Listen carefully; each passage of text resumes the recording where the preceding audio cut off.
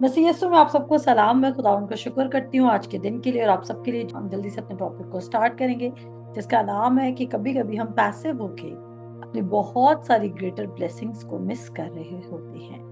Passive attitude का मतलब यह है कि कहीं ना कहीं हम किसी ना किसी झूठ को एडमिट करके बैठे हुए हैं, एक्सेप्ट करके बैठे हुए हैं और हमें ऐसा लग रहा है कि हम तो खुदा के कलाम पर खड़े हुए, हम तो पैसिव है ही नहीं।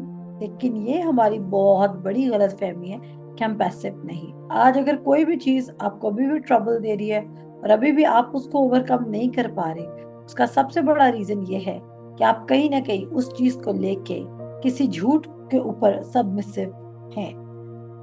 अब हम टॉपिक पे चलते हैं। सबमिसिव होना,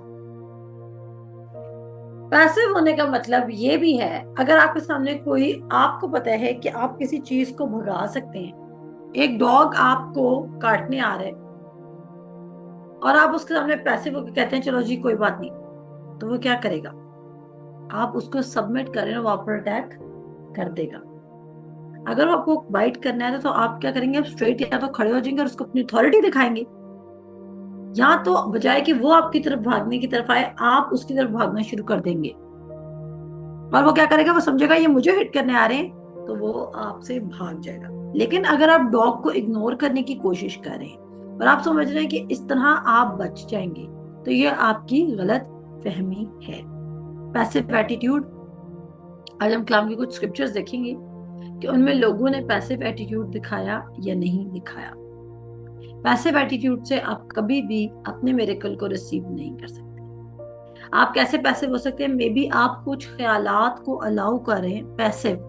आप सुनिएगा, मे बी आप दिन के 2 घंटे तो बिलीव करते हैं कि यस खुदा ने मेरे लिए सब कुछ कर दिया, I have a good plan, I have a good future, खुदा ने मेरे लिए ये भी कर दिया, खुदा ने मेरे लिए वो भी कर लिया है, मैं रिसीव भी करूंगा, मैं ग्रो भी करूंगा, मैं फ्लरिश भी करूंगा, मैं ये भी करूंगा। लेकिन 2 घंटे तो आप बिलीव में चलते हैं, लेकिन जो बाकी 16-17 घंटे होते हैं आपके दिन के, उसमें आप टोटली बेतकादी में चलना शुरू कर देते हैं। अब जब आप उसमें टोटली बेतकादी में चल रहे हैं, इसका मतलब आपका मैक्सिमम दिन तो पैसिव एटीट्यूड में गुजर गया।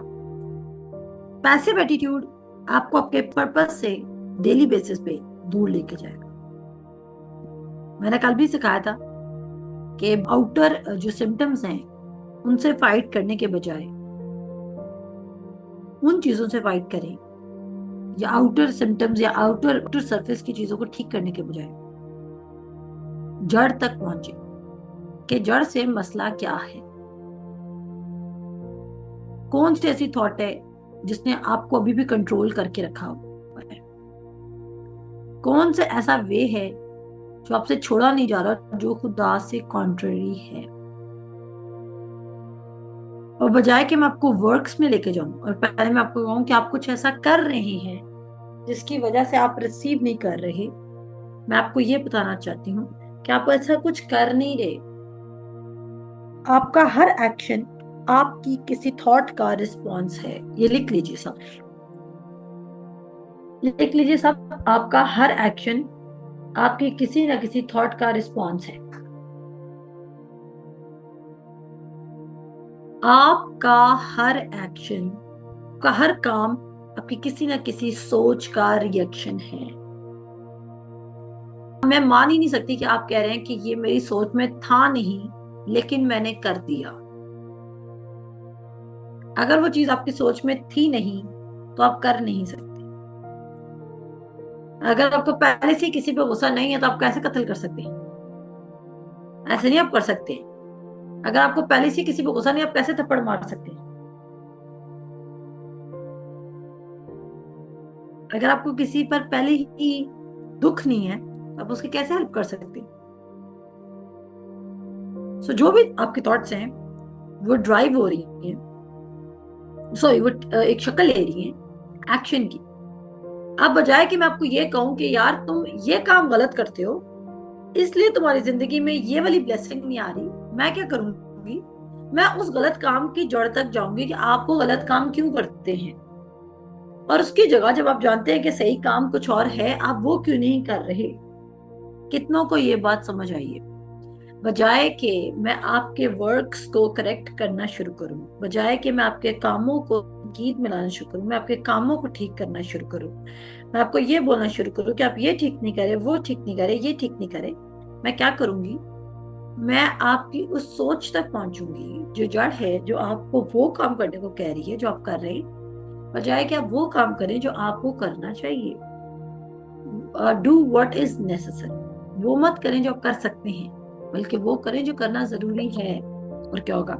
इस तरह आप चीजों को डिफरेंट पाएंगे, इस तरह आप चीजों को वर्क करते हुए देखेंगे। अब पॉइंट यहाँ पर क्या आता है? अब मैं रूट पर पहुंची और मैंने उस थॉट को ही चेंज कर दिया जो आपसे वो गलत काम करवा रही थी। तो नतीजा क्या निकलेगा? उसका रिजल्ट ये निकलेगा कि जैसे कि हम कल वाकया पढ़ थे उस जन्म के अंधे का, हम क्या वाकया पढ़ते उस जन्म के अंधे का? जन्म के अंधे का वाक्य ये था कि द मोमेंट उसको ये पता चला कि ना उसका गुनाह है और ना उसके पेरेंट्स का गुनाह है, उसने कोई फेथ के लंबे सरमन नहीं सुने। आप देख रहे हैं बात को, सुन रहे हैं? क्या यीशु मसीह जब उसके पास से गुजर रहा था, क्या खुदा यीशु मसीह कोई फेथ का सरमन प्रीच करता? कितनों को ये बात समझ आई? जब खुदावंद यीशु मसीह वहां से गुजर रहा है तो क्या खुदावंद यीशु मसीह कोई फेथ का सरमन प्रीच कर रहा है? नहीं। और प्रीच भी कुछ नहीं कर रहा। आप ये समझे कि शागिर्दों ने उस अंधे के दिल में जो सवाल था वो शागिर्दों के मुंह पर आ गया और उन्होंने वो सवाल कर दिया और उस अंधे को भी उस सवाल का जवाब मिल गया। और द मोमेंट उसको जवाब मिला, उसने बोला इस शख्स ने मेरी तो डॉक्ट्राइन ही ठीक कर दी। मेजरली जो मसला इस वक्त क्रिश्चियन कम्युनिटी में आ रहा है वो चर्चेस ही लाने वाले हैं। क्रिश्चियन कम्युनिटी में जो इस वक्त डिफीटेड लाइफस्टाइल का ट्रेंड चला है वो चर्चेस उसके जिम्मेदार हैं। मैं चर्च के खिलाफ बोलूंगी तो लोग कहेंगे चर्च के खिलाफ बोल। चर्च इस तरह जिम्मेदार है कि जब चर्च ही लोगों को बता ही नहीं रहा, करेक्ट राइट डॉक्ट्राइन ही नहीं दे रहा, तो लोगों का फेथ कैसे बिल्ड होगा? आमीन। जब लोगों की डॉक्ट्राइन ठीक होगी, जब लोगों की थियोलॉजी ठीक होगी, जब लोगों की खुदा की पिक्चर ठीक होगी, तो वो पैसिव बिहेव नहीं करेंगे। एक इंसान पैसिव तब बिहेव करता है जब उसको लगता है कि ये चीज ठीक हो ही नहीं सकती है, तो जैसा चल रहा है वैसा चलने दो। पैसिविटी जो सबसे डेंजरस चीज आपके दिल में ऐड करती है वो सोवरेनिटी ऑफ गॉड है। पैसिविटी सोवरेनिटी ऑफ गॉड को प्रमोट करती है। सोवरेनिटी ऑफ गॉड क्या है? कि खुदा के कहने से पत्ता हिल सकता है और खुदा के कहने से पत्ता नहीं हिल सकता। हाँ, ये बात सच है कि खुदा के कहने से पत्ता हिल भी सकता है और खुदा के कहने से पत्ता हिलना बंद भी हो सकता है, लेकिन ये सच नहीं है। खुदा ने पत्ते को तो अपने कंट्रोल में रखा है, लेकिन खुदा ने आपको फ्री मैन और वुमेन बनाकर पेश किया। तो ये आपकी फ्री चॉइस है कि आपने उस पर ट्रस्ट करना है, उस पर बिलीव करना है या नहीं करना। अब जब हम पैसिव हो चुके हैं तो हम क्या कह रहे हैं? हम कह रहे हैं कि खुदा की मर्जी है, जैसा चले जिथे मर्जी जिंदगी हमें ले जाए हम चले जाएंगे। ये आपका क्या है? शदीद पैसिव एटीट्यूड। और उसने आपको क्या कर दिया? आप अपनी तरफ से कह रहे हैं भाई मैं तो इंसाल की किताब उसके पहले बाप पे खड़ा हूं। कैसे आप खड़े हैं जी? क्योंकि आप ये डिक्लेयर कर रहे हैं कि मैं तो खुदावंद के खौफ में चल रहा हूँ। खुदावंद के खौफ का मतलब क्या है? मुझे ऐसा लगता है कि खुदा मेरे साथ कुछ बुरा भी कर रहा है तो मैं तो उस पर कोई एक्शन ही नहीं ले रहा। अच्छा आ रहा है, बुरा आ रहा है, मैं तो शुक्र कर रहा हूँ, बस जिंदगी गुजारी जा रहा हूँ। और जब तक मेरे इख्तियार में, जब तक मैं पूरा डूबता नहीं हूं तब तक मैं अपनी बोट से पानी निकालता रहूंगा। ये कौन सा एटीट्यूड है? Passive attitude. जब आप पैसिव हैं तो आप सॉवरेन गॉड पर बिलीव करने लग जाते हैं, गुड गॉड पे नहीं। सॉवरेन गॉड का मतलब यह है कि वो अपनी मर्जी से आपकी जिंदगी को चला रहा है, आप उसके पपेट हैं, आप उसके वो पुतला बन चुके हैं और उस पुतले को वो जैसे मर्जी चला रहा है। हम उस शख्स की बात करें जो जन्म का अंधा है। जन्म का अंधा शख्स फेथ का सरमन नहीं सुन रहा, लेकिन द मोमेंट उसकी टीचिंग करेक्ट की जाती है, उसका फेथ अपनी राइट प्लेस पर आ जाता है। ये इसी तरह है कि आप पजल में फंसे हुए हैं और सिर्फ अगर आप एक ब्लॉक ठीक जगह पर रख दें तो आपकी पूरी पजल सॉल्व हो जाएगी। आमीन। पजल में क्या हो गया, आप एक ऐसी सिचुएशन में हैं जहाँ पे आपकी पजल सॉल्व नहीं हो रही है, लेकिन गेम सिर्फ एक ब्लॉक को चेंज करने की है। अगर आप एक ब्लॉक चेंज कर लेंगे तो सारी चीजें अपनी प्लेस पर आ जाएंगी। तो पैसिविटी जो है वो फेथ के अगेंस्ट काम करती है। और द मोमेंट उसको पता चलता है कि ना ये इसका गुनाह है ना इसके वालिदैन का गुनाह है और वो हील्ड हो सकता है, वो हीलिंग के लिए एलिजिबल है और ये खुदा की तरफ से नहीं उसके लिए, तो उसका फेथ डेवलप हो जाता है। और जब यीशु मसीह उसकी आंखों पे वो मट्टी लगाता है जो उसकी थूक से सानी गई थी, वो शख्स जाके शलोख में अपनी आंखें धोता है और वो बीना होकर वापस आ रहा है। आपको अपने मिरेकल को, अपनी जिंदगी को फिक्स करने के लिए पूरी बाइबल का नॉलेज होना जरूरी नहीं है, लेकिन एटलीस्ट आप जिस चीज के लिए बिलीव करें उसका करेक्ट नॉलेज होना जरूरी है। फॉर एग्जाम्पल, इस वक्त अगर आप सिर्फ शिफा को सीख करने की कोशिश करें तो शिफा का नॉलेज तो पूरा होना आपके पास, कि उसने शिफा दे दी और मैंने सिर्फ उसको जाके रिसीव करनी है और मैंने किसी अपने काम पर फोकस नहीं करना कि मैं अगर ये चीज फिक्स करूंगा तो मेरे साथ ऐसा होगा।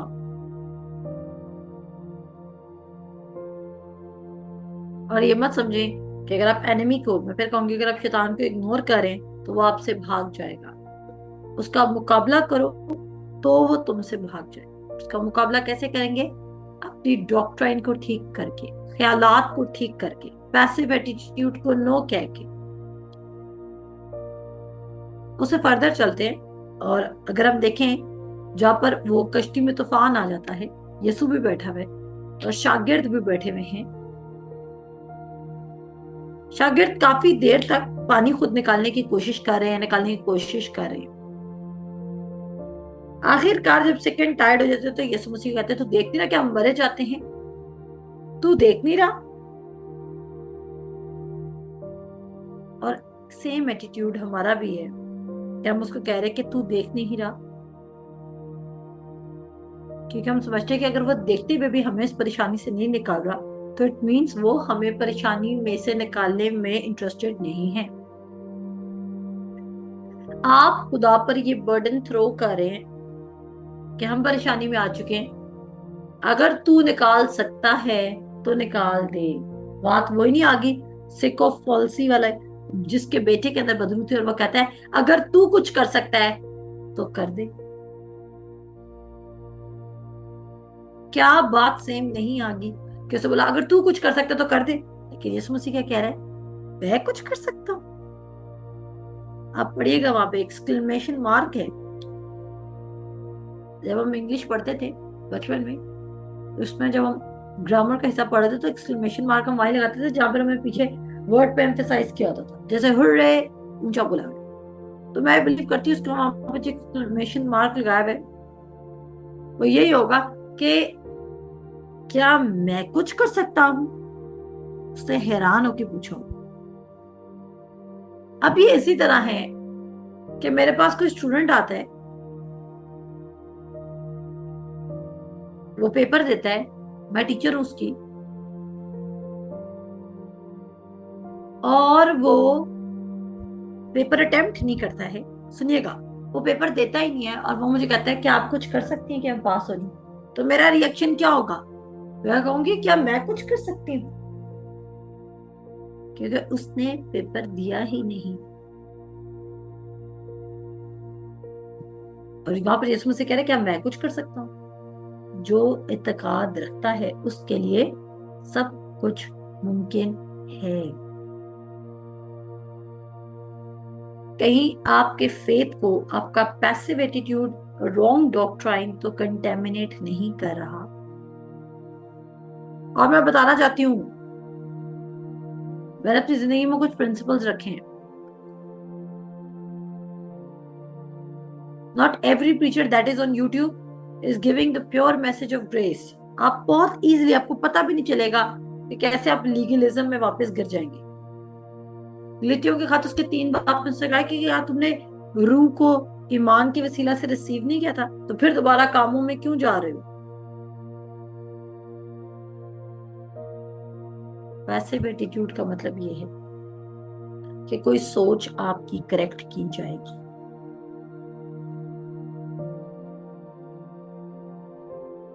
मेरे साथ निकालें वो 12 बरस की औरत जिसका खून जारी था, हम वो देखते हैं।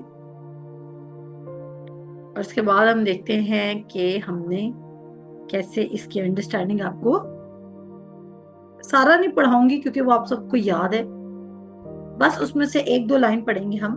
मेरे साथ निकाले मरकस उसका 5 बाप। और ये असल में जो हमने एक और वाकया पढ़ना है जायरिस की डॉटर वाला, उससे रिलेटेबल भी है, उससे मिलता जुलता भी है, इसके करीब भी है। और मैं आपको बताऊंगी कि पैसिव रिएक्शन क्या होता है और एक्टिव रिएक्शन क्या होता है। सो निकाल लीजिए मेरे साथ मरकस उसका 5 बाप और उसकी 26 और 27 आए। मरकस उसका 5 बाप, उसकी 26 और 27 आए। और जब आप पढ़ेंगे तो आपको खुदा का रूल बताएगा कि मे बी आपकी डॉक्ट्राइन आपको रिसीव करने में बहुत बड़ी है। मैंने कहा इसमें चर्च का बहुत बड़ा रोल है। आज लोग खुदा के करीब जाने के बजाय खुदा से दूर इसलिए जा रहे हैं क्योंकि उनको गुड गॉस्पेल सुनाई नहीं जा रही। और यहाँ पर लिखा है 26 से लेके 27 में लिखा है, फिर एक औरत जिसके 12 बरस से खून, 25 आयत से पढ़ रही हूँ, कहता है फिर एक औरत जिसके 12 बरस से खून जारी था और कई तबीबों से बड़ी तकलीफ उठा चुकी थी और अपना सब माल खर्च करके भी उसे कुछ फायदा ना हुआ था, बल्कि ज्यादा बीमार हो गई थी। यीशु का हाल सुनकर भीड़ में उसके पीछे से आई और उसकी पोशाक को छुआ, क्योंकि वो कहती थी कि अगर मैं सिर्फ उसकी पोशाक ही लूंगी तो अच्छी हो जाऊंगी। अब मैं आपको बहुत ही पते की बात बताने जा रही हूँ। कमेंट करके जरूर बताइएगा ताकि मुझे पता चले कि आपने जो मुकाशवा में देने लगी हूँ उसको ग्रैब कर लिया। मैं सच बता रही हूँ, उस मुकाशवे ने मुझे खुद बड़ा रिलीज किया। अब लॉ के मुताबिक ऐसी औरत जिसका खून जारी था, जिसके स्पेशल डेज चल रहे थे, क्या उसको अलाउड था कि वो इन डेज में, जब वो नापाकी की हालत में, पुराने अहदनामे की बात कर रहे हैं, ठीक है, जब वो नापाकी की हालत में तो वो बाहर निकल सके? क्या शरीयत ये नहीं कहती थी कि उस औरत ने बाहर नहीं निकलना, उस औरत ने किसी मर्द को नहीं छूना क्योंकि वो मर्द भी नापाक हो जाएगा? क्या शरीयत ये नहीं कहती थी कि जिस पलंग पर भी वो लेटेगी तो वो पलंग भी गंदा हो जाएगा और फिर उसको वॉश करना पड़ेगा और ये सब कुछ, वो किसी को छूने भी ना पाए? ऐसा है कि नहीं है? शरीयत में ये सब कुछ था कि नहीं था? वो नापाक होती थी। अब कैसी अजीब बात है, मुझे ऐसा लगता है कि वो काफी अरसे से बड़े तबीबों को चेक करा चुकी है लेकिन वो कभी पब्लिक में नहीं आई है। सुनते जाइएगा और पॉइंट टू पॉइंट आपको चीजें समझ आने लगे। वो कभी पब्लिक में नहीं आई है और वो पब्लिक में इसलिए नहीं आई है क्योंकि उसको पता है कि वो लॉ को तोड़ देगी अगर वो बाहर पब्लिक में आ गई। ऐसा ही है, अगर वो पब्लिक में आती है और वो लोगों को बताती नहीं कि वो नापाक है और किसको इसको टच कर लेता है तो वो गुनाह करती है।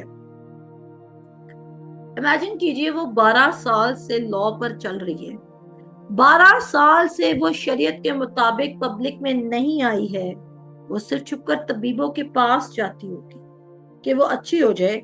वो अपना बहुत सा पैसा खर्च कर चुकी है लेकिन उसको फिर भी शिफा नहीं मिलती है क्योंकि शरीयत शिफा नहीं दे सकती थी। शरीयत क्या नहीं कर सकती थी? शरीयत शिफा नहीं दे सकती। अब गौर कीजिएगा, इस पैसेज का स्टार्ट हमें क्या कहता है?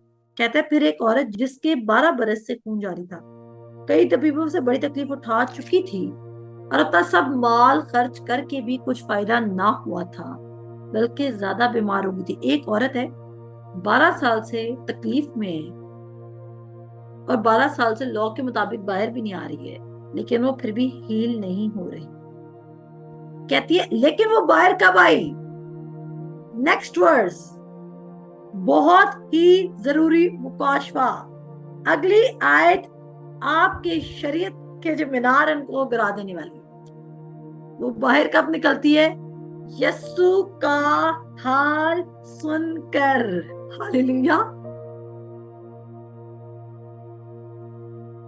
किसका हाल सुन के?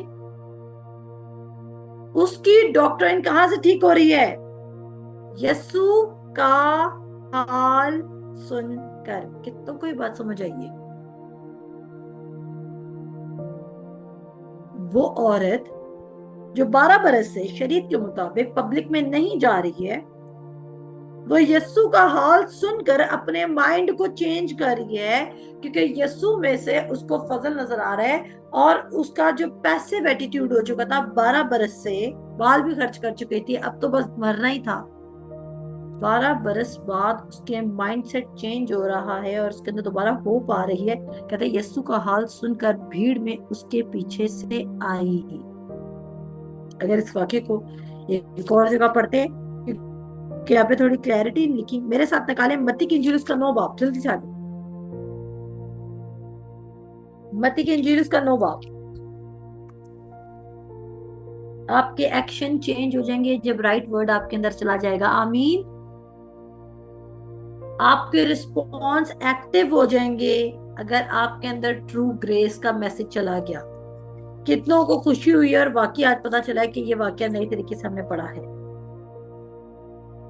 अच्छा जी, अब सुनिएगा।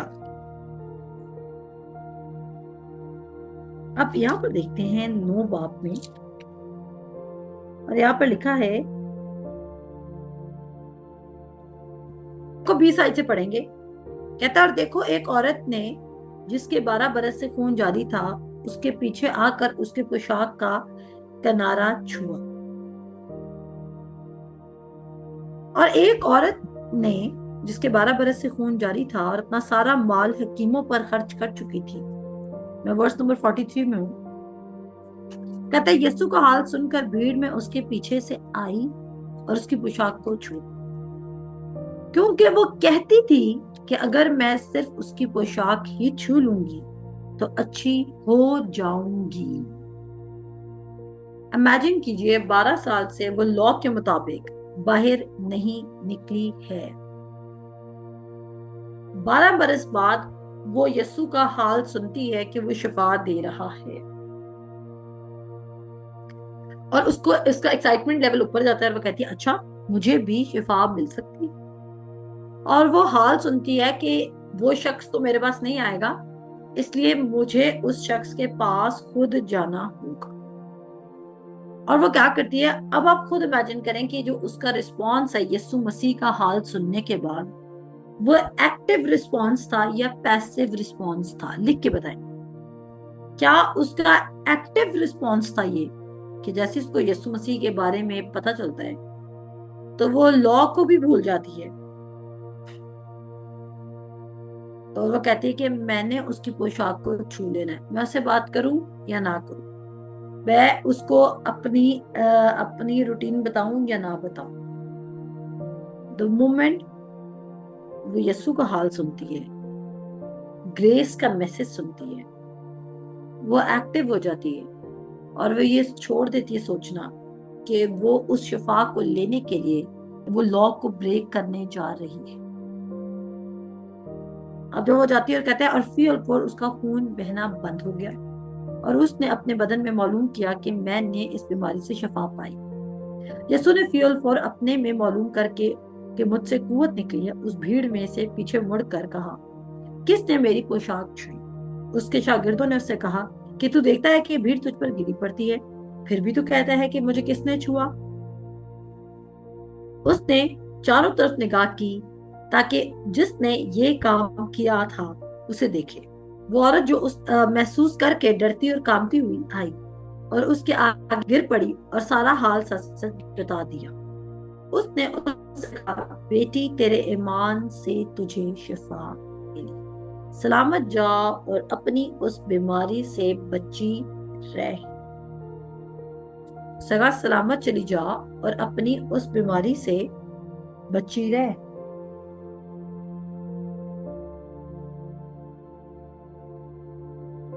सलामत चली जा और अपनी उस बीमारी से बची रह। क्या लॉ को फॉलो करने से वो बीमारी से बची रही, या क्राइस्ट का हाल सुनकर? आप सोचें कि क्राइस्ट का हाल सुनकर वो शिफा को रिसीव कर जाती है। वो डेस्परेट हो जाती है क्राइस्ट तक पहुंचने के लिए। क्राइस्ट का हाल सुनकर, यीशु का हाल सुनकर वो लॉ को ब्रेक करती है। और अब मैं आपको कह रही लॉ को ब्रेक करें, नहीं, मैंने ऐसा नहीं कहा। मैं ये नहीं कह रही अब आप शरीयत के हुक्मों को अदूली करें और आप कहें कि हम फजल में हैं। नहीं, जो शरीयत को पूरा कर रहा है उस पर डिपेंड करना शुरू कर दें। जो शरीयत को पूरा कर रहा है उस पर क्या करेंगे आप? उस पर डिपेंड करना शुरू कर देंगे। और यहां से आप पैसिव एटीट्यूड से निकल जाएंगे और आप एग्रेसिव हो जाएंगे। तो शरीयत को ब्रेक करने का मैंने नहीं कहा, लेकिन अगर आप शरीयत को खुद से फुलफिल करने की कोशिश करेंगे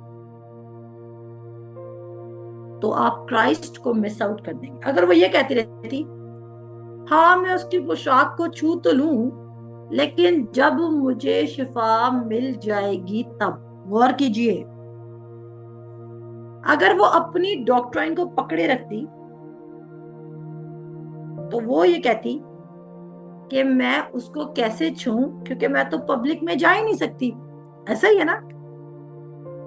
अगर वो अपनी डॉक्ट्राइन, अपनी तालीम पर ही रहती तो वो कभी भी यीशु तक ना पहुंच पाती।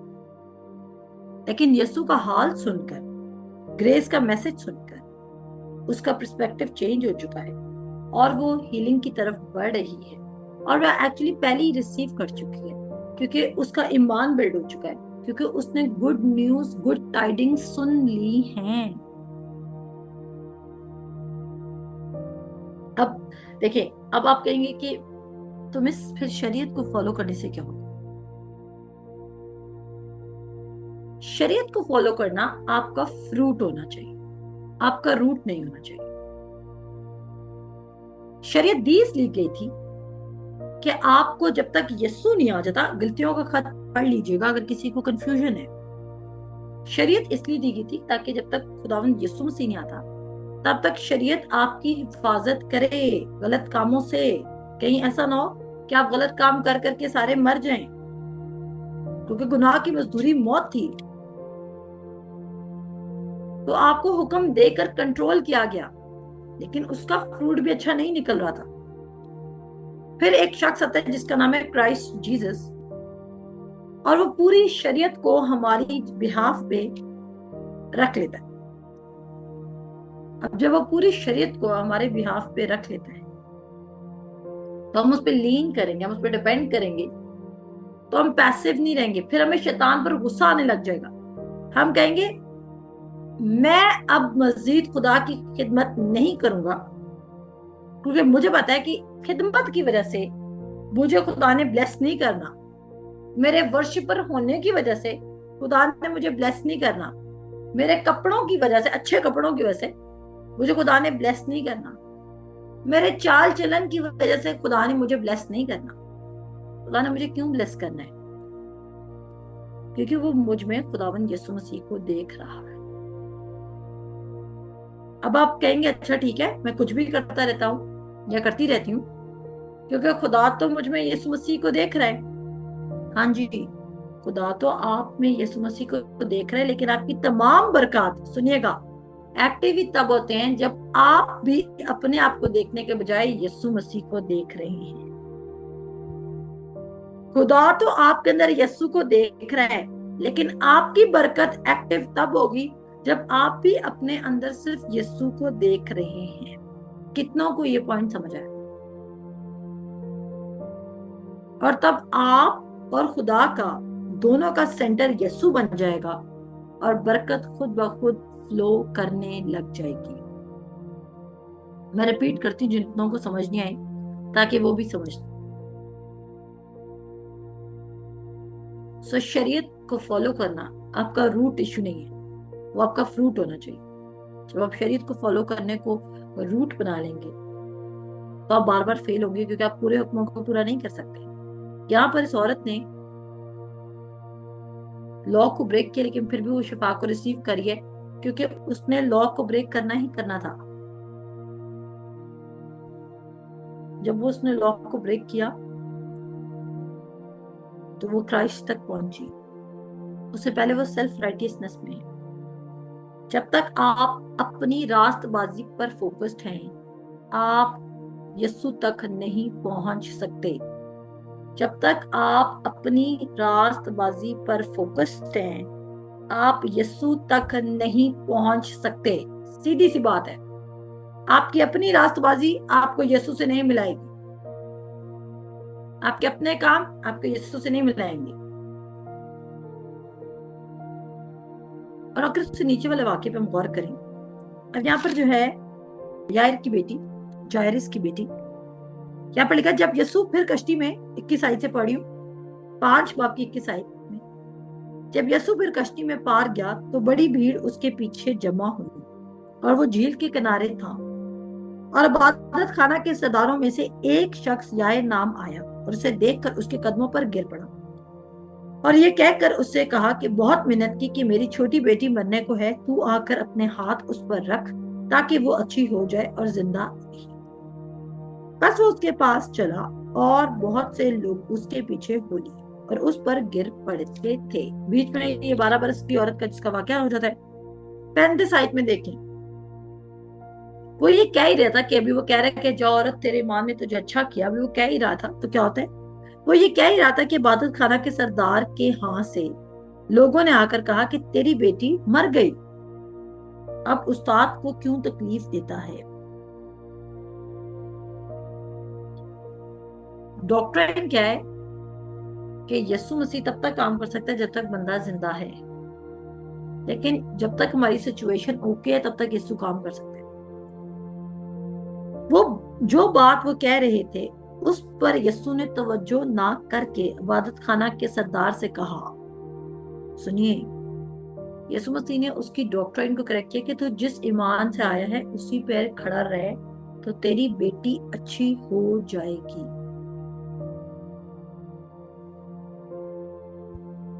वो पैसिव बिहेव कर सकता था। पैसिव बिहेवियर आपको शैतान का मुकाबला करने से रोक देगा और जैसा चल रहा है आप वैसा होने देंगे। जो बात वो कह रहे थे उस पर यीशु ने तवज्जो ना करके इबादत खाना के सरदार से कहा, खौफ ना कर, फक इत्काद रख। फिर उसने पतरस और याकूब और उसके बाद उनके घर चला गया। इसका मतलब है उस टाइम ड्यूरेशन में जो यायर है वो कंटिन्यू कर रहा है ईमान रखने में। जो यायर है वो क्या करे, वो कंटिन्यूसली ईमान रख रहा है। अब आप खुद सोचें, आप अपने माइंड को इस्तेमाल करें। ये 12 बरस की औरत जिसका खून जा रही है और जो यायर है, क्या उन्होंने पैसिवली बिहेव किया या एग्रेसिवली बिहेव किया? जो नॉलेज था, जो राइट इंफॉर्मेशन थी, जो सच्चाई थी, उन्होंने उसको इस तरह आजाद कर दिया। 12 बरस के बाद जिसको सच्चाई मिल गई कि यीशु का हाल सुनकर सच्चाई ने उसको आजाद किया और वो सच्चाई तक पहुंच गई। आमीन। यायर भी सच्चाई से वाकिफ होके वहां मुसलसल खड़ा रहता है कि शिफा मिलेगी, मेरी बेटी जी उठेगी। जो अंधा है, जन्म का अंधा है, उसको भी सच्चाई आजाद करिए। लेकिन आप देख रहे हैं डिफरेंट सिनेरियोस में सच्चाई जानने का तरीका अलग है। आमीन। कितनों पर खुदावन यीशु मसीह ने लंबे लंबे हाथ रख के दुआ की ताकि वो आजाद हो जाए। गौर कीजिए, आपकी गुर्बत का मामला आप पर दुआएं करने से हल नहीं होगा। आपका गुर्बत का मामला सच्चाई से वाकिफ होने से हल होगा। आप खुदा से तरक्की पाए, वो मामला कैसे हल होगा? खुदा पर फोकस रखने से। आप खूब कामयाब हो, कैसे होगा? सच्चाई से वाकिफ होने से। किसी रॉन्ग रिलेशनशिप से निकलना है, कैसे होगा? सच्चाई से वाकिफ होने से। जब आप पैसिव हैं तो 100% श्योरिटी है कि आप किसी रॉन्ग एक्शन की तरफ मूव करेंगे।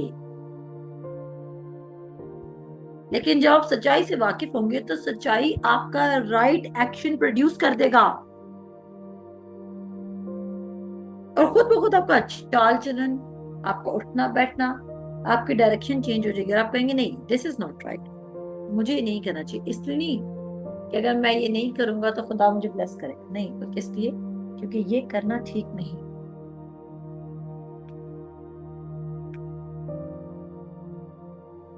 और क्या होगा? आप खुद ब खुद खुदा के हुक्मों को, खुदा की बातों को मानने लग जाएंगे। लेकिन जब आप उस रास्ते में हो जहां पर आप खुदा के हुक्म माने, तो तब अपने आप को शाबाशी नहीं देनी।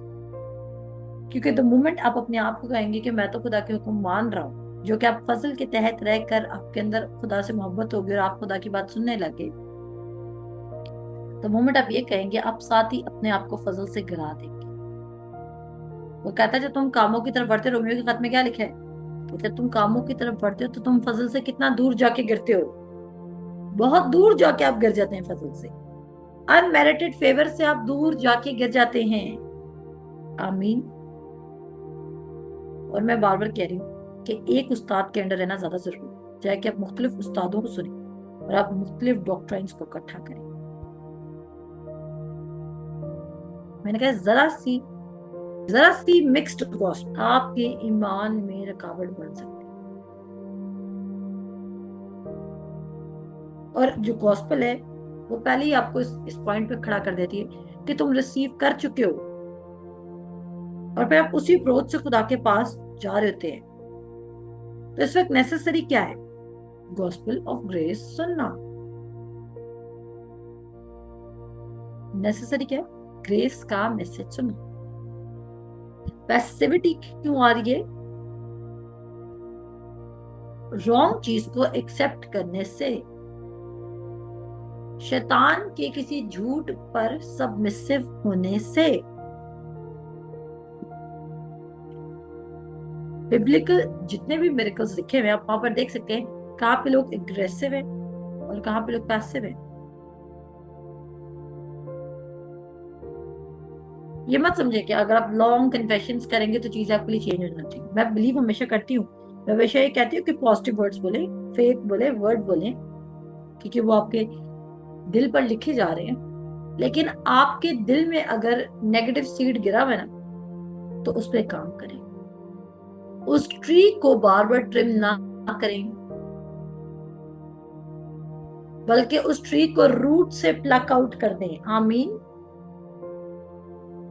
उस ट्री को जो आपकी जिंदगी में रॉन्ग फ्रूट दे रही है, उसको बार बार ट्रिम ना करें, बल्कि उस रॉन्ग नॉलेज के ट्री को प्लक आउट कर दें, जड़ से उखाड़ दें और देखिए एक नया ट्री प्लांट करें वहां पर। पैसिविटी रेस्ट के साथ बहुत इजीली कंफ्यूज की जा सकती है। पैसिव एटीट्यूड खुदा पर बिलीविंग के साथ बड़े इजीली कंफ्यूज किया जा सकता है। आपके अंदर डिग्रीज हो सकती हैं स्टेडफास्टनेस, यानी कि हो सकता है कि आप अभी इतने ज्यादा स्टेडफास्ट ना हो वर्ड पर, जहां पर आप कहें कि नो मैटर कुछ भी हो जाए, आई एम स्टेडफास्ट, कि अब वर्ड मेरी जिंदगी में काम करके रहेगा, नो मैटर कुछ भी हो जाए। और ये पॉइंट है, मैं आपको बताना चाहती हूँ, जब आप सिक एंड टायर्ड हो जाएंगे लोगों की बातें सुन के, अपनी डॉक्टर पे बिलीव करके, तब वहां पर रिवाइवल आएगा आपकी जिंदगी में, तब चेंज आएगा, उससे पहले नहीं आ सकता। जब आपके पास खुदा का नॉलेज करेक्ट नहीं है ना, तब आप पैसिव हो जाते हैं खुदा के प्लान को लेके। सुन लीजिए, मैं दोबारा रिपीट करूंगी, एक बार फिर से रिपीट करूंगी। जब आपके पास खुदा का करेक्ट नॉलेज नहीं है, तो आप खुदा के प्लान को लेके पैसिव हो जाते हैं। लिख लीजिए, आप कब पैसिव होते हैं? जब आपके पास खुदा के प्लान के बारे में अंडरस्टैंडिंग, खुदा की गुडनेस के बारे में अंडरस्टैंडिंग नहीं है। जब आप खुदा की सोवरेनिटी पे बिलीव करें, आप करें सोवरेन गॉड है और वो जो चाहता है वो करता है, तब क्या हो रहे? आप पैसिव हो रहे। आप कह रहे जैसा चल रहा है चलने दो। आप खुदा के कलाम को अलाउ करें कि वो आपके दिल की करेक्शन करना शुरू करे, तरबियत करना शुरू करे।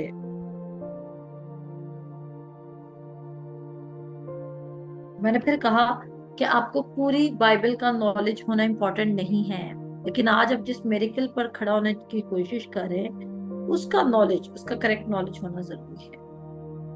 ओनली देन आप शैतान को रेजिस्ट करेंगे, सिर्फ तभी आप शैतान को रेजिस्ट करेंगे। मे बी आज आपके बिजनेस अप एंड डाउन जा रहे हैं, तो आप समझ रहे हैं कि ये नेचुरल सी बात है, हो सकता है। आप उस चीज को पैसिवली डील करें, बजाय कि आप एग्रेसिवली स्टैंड लें। क्योंकि खुदा का कलाम कहता है कि मैं जिस भी काम में हाथ डालूंगा मैं बाई से बरकत दूंगा। तो एनिमी मेरे साथ ऐसा क्यों कर रहा है?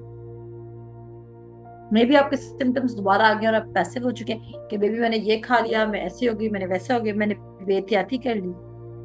अगर आपने एहतियात से ही अपनी शिफा को कंटिन्यू करना था, तो इसका मतलब है आपको कभी शिफा मिली नहीं। ऐसा ही है। कहाँ लिखा है कि वो 12 बरस की औरत मजीद तबीबों से अपनी शिफा को मेंटेन रखने के लिए दवाई खाती रही? कहाँ लिखा है? कहीं लिखा है?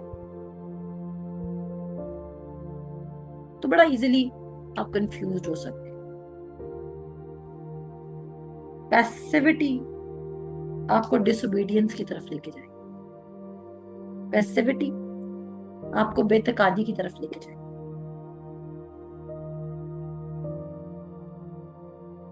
आपको खुदा से रिसीवर बनाने के बजाय खुदा के सामने एक डूअर बनाकर खड़ा कर देंगे, और ये मगरूर होने की हाईएस्ट फॉर्म है। और खुदा कहता है कि वो मगरूरों का मुकाबला करेगा, लेकिन फरोतनों को तौफीक बख्शेगा। और फरोतन हर वो शख्स है जो खुदा ने गुड काम कर दिया है, वो उस पर टोटली लीन कर रहा है, टोटली डिपेंड कर रहा है, वो फरोतन है। मत समझें कि आपके अच्छे काम आपको खुदा से कोई फेवर दिला सकते हैं। इसलिए मैं हमेशा आपको कहती हूँ कि जब आप कोई अच्छा काम करें तो भी आप हैप्पी, इतने ओवर एक्साइटेड ना हो कि this is me. No, can this is God. और जब बुरा करेंगे तो भी फिर आपका एटीट्यूड इसी तरह सेट हो जाए। जब आप अपने गुड वर्क्स का आप अप्रिसिएशन लेना छोड़ देंगे ना, तो फिर आप बैड वर्क्स की कंडेमिनेशन लेना भी छोड़ देंगे। और आप कहेंगे ना मैं अपने गुड में गुड हूं और ना मैं अपने बैड में बैड हूं, बल्कि क्राइस्ट में मैं हमेशा के लिए परफेक्ट हूं। मैं होल हूं, मैं होली हूं, मैं कंप्लीट हूं। और होगा क्या? रिजल्ट क्या निकलेगा? आप मुकम्मल आजाद हो जाएंगे। शिफा की नदियां आपके अंदर से जारी हो जाएंगी। आप वर्ड को अपनी जिंदगी में प्रैक्टिकल फ्रूट लाते हुए देखने लग जाएंगे। बंधन टूट जाएंगे। क्यों? क्योंकि टीचिंग राइट होगी है। क्या राइट होगी? टीचिंग राइट होगी। मैं मान रखती हूँ कि आपको खुदा के कलाम की समझ आई होगी, और ये आपकी चॉइस है कि आप झूठ में लिव करना चाहते हैं या सच्चाई। क्योंकि सिर्फ उस मामले क्या, और तुम सच्चाई से वाकिफ हो, फिर सच्चाई तुम्हें आजाद, और कुछ भी आपको आजाद नहीं करे, सिर्फ सच्चाई आपको आजाद करे।